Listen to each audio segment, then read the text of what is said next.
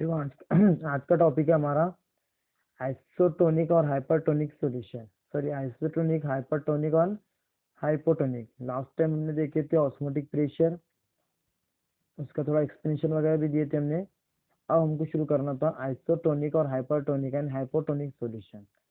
सबसे पहले आता आइसोटोनिक सॉल्यूशन किसको बोलते हैं? Two or more solution having the same osmotic pressure are said to be isotonic solution. वो सॉल्यूशन जिसका दोनों ही सॉल्यूशन में, सॉल्यूशन का मतलब क्या होता? सॉल्यूशन किसको बोला जाता है? जिसमें दो चीजें मिक्स रहती, सॉलिड प्लस सॉल्वेंट। तो इसमें ये बताया कि आइसोटोनिक सॉल्यूशन के बारे में ये बताया गया है कि दोनों अगर से सॉल्वेंट और सॉलिड दोनों का कॉन्सेंट्रेशन अगर सेम है तो is called as isotonic solution. Two or more solution having the same osmotic pressure are said to be isotonic solution. For example, दिया उसने 0.1 molar urea solution and 0.1 molar sucrose solution are isotonic because their osmotic pressure जो रहते equal रहते। solution have the same molar concentration but different concentration। Same molar concentration same रहेगा but concentration क्या रहेगा उनका? देखो, molar concentration same but different concentration in gram litre, मतलब उन्हें जो वेट मिलाए हुए है वो डिफरेंट है, पर मोलर कॉन्सेंट्रेशन दोनों का क्या है? सेम है। If this solution are separate by the semi permeable membrane, semi permeable membrane से सेपरेट है, there is a no flow of solvent in the इधर डायरेक्शन। तो इसमें क्या होता है? सॉल्वेंट फ्लो नहीं करता क्योंकि दोनों का कॉन्सेंट्रेशन सेम है, दोनों में अमाउंट ऑफ सॉल्यूट और सॉल्वेंट क्या प्रेजेंट है? सेम है। इसी वजह से directly flow of concentration of solvent is नहीं होगा। Flow of solvent in other direction, no flow of direction. उसके आगे का देखते हैं नया। अब आता है हाइपरटोनिक। वापस से देखेंगे अपन, एक बार और रिविजन करेंगे। पहले हाइपरटोनिक ले लेते हैं हम। If the two solution have the unequal osmotic pressure, अगर दो सॉल्यूशन का ऑस्मोटिक प्रेशर क्या है? अनइक्वल है, इक्वल नहीं है, दोनों का डिफरेंट है। द मोर जो कॉन्सेंट्रेट सॉल्यूशन रहेगा with the more concentrate solution with higher osmotic pressure is said to be hypertonic. जिसका देखो मोर कॉन्सेंट्रेट सॉल्यूशन, जिसका कॉन्सेंट्रेशन ज्यादा रहेगा वो higher osmotic pressure is said to be, वो क्या रहेगा? दूसरे वाले के ऊपर क्या रहेगा? हाइपर रहेगा।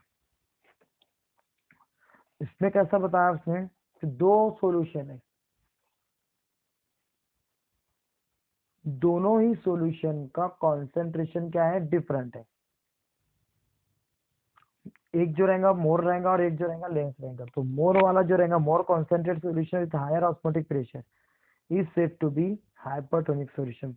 द मोर डाइल्यूट सॉल्यूशन जो रहेगा exhibit the lower osmotic pressure is said to be hypotonic. जिसका ज्यादा रहेगा वो कम वाले पर हाइपरटोनिक सॉल्यूशन रहेगा, हाइपरटोनिक रहेगा। और जिसका कम रहेगा वो ज्यादा वाले पर हाइपोटोनिक रहेगा। हाइपरटोनिक कौन रहेगा? जिसका ज्यादा है, और हाइपो कौन रहेगा? जिसका कम है। फॉर एग्जाम्पल दिया इफ अगर से osmotic pressure of sucrose solution is higher, अगर ऑस्मोटिक प्रेशर क्या है सॉल्यूशन सुक्रोज का is higher then that of urea solution, the sucrose solution is hypertonic रहेगा टू यूरिया सॉल्यूशन के ऊपर, and the urea solution is hypotonic to sucrose solution के ऊपर।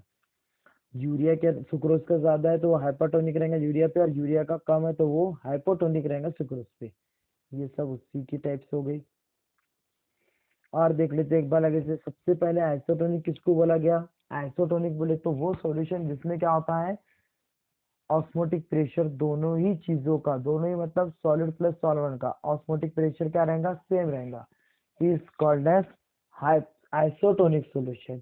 दूसरा आता है हाइपरटोनिक और हाइपोटोनिक। तो हाइपरटोनिक सॉल्यूशन किसको बोलेंगे? वो सॉल्यूशन जिसमें क्या होता है? पहले वाले का मतलब जिसका कॉन्सेंट्रेशन ज्यादा रहेगा वो कम कॉन्सेंट्रेशन वाले पे क्या रहेगा? हाइपरटोनिक रहेगा। और हाइपोटोनिक का मतलब होता है कि जिसका अगर कॉन्सेंट्रेशन कम है और जिसका ज्यादा है तो कम वाला ज्यादा वाले पर हाइपोटोनिक रहेगा। उसके बाद osmotic pressure and concentration of solution.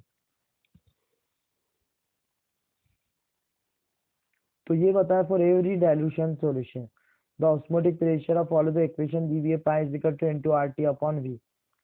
पहले ये आपको मैं बताया था, इसमें क्या होता है, एन बोले तो नंबर ऑफ मोल, आर बोले तो गैस कांस्टेंट, टी बोले तो टेम्परेचर, वी बोले तो वॉल्यूम और पी बोले तो ऑस्मोटिक प्रेशर। ये सब वही दिया हुआ है। The term N2 upon V is the concentration molarity. जो N2 अपॉन V मतलब number of mole upon volume अगर रहा तो इज कॉल्ड एज मोलरिटी। तो वहाँ पे हम मोलरिटी की वैल्यू पुट करेंगे, तो देखो हमको क्या मिल जाएगा। एक मिनट।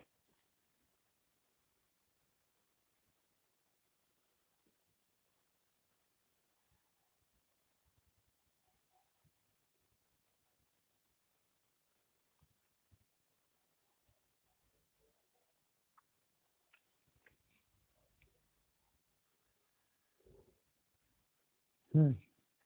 तो वहाँ पे हमने फॉर्मूला देखे थे, क्या फॉर्मूला था उसका, pi, sorry pi is equal to N2 upon RT upon V। N2 का मतलब होता है नंबर ऑफ मोल, V का मतलब होता है वॉल्यूम, R का मतलब होता है टेम्परेचर, सॉरी गैस कांस्टेंट, और T का मतलब होता है टेम्परेचर। ये देखो ये इक्वेशन दी है हमारे पास पहले। हम्म।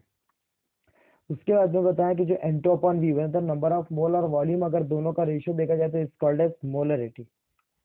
वो वैल्यू पुट करेंगे तो फॉर्मूला क्या हो जाएगा, pi is equal to MRT। Note that the solid concentration, solid का जो concentration explain the molarity, where calculation osmotic pressure other than the molarity, the osmotic, the reason is that the osmotic pressure measurement are made at the specific constant temperature. It is not necessary to express the concentration in the temperature independent until like molarity। वो अनडिपेंड रहता कौन,